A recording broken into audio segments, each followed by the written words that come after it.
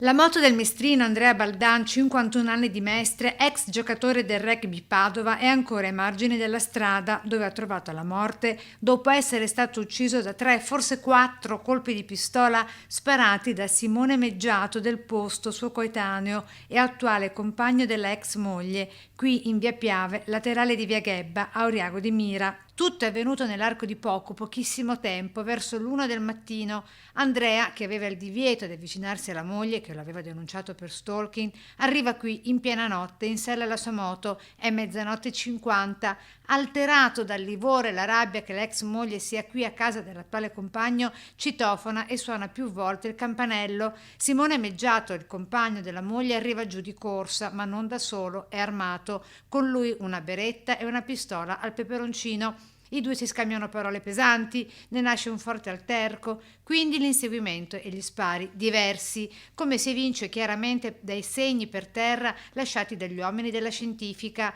3, forse 4 quelli che hanno colpito diversi organi vitali di Andrea, visti i fori di entrata e di uscita sul corpo, tra cui sembra anche il cuore, colpi mortali. Diversi testimoni che hanno sentito gli spari sono accorsi qui per prestare i primi soccorsi alla vittima che sembra respirasse ancora e a cui tra l'altro ha prestato soccorso anche lo stesso omicida che continuava a chiamarlo per nome. Andrea, Andrea, non posso credere, diceva, che tu possa andartene, stai qui con me. Questo quanto riferiscono alcuni vicini di casa che per primi sono arrivati qui a prestare soccorso. Ora sarà l'autopsia a stabilire l'esatta causa della morte, con l'omicida già in carcere a Venezia e con i carabinieri della tenenza di Mira e i colleghi del nucleo aeromobili di Mestre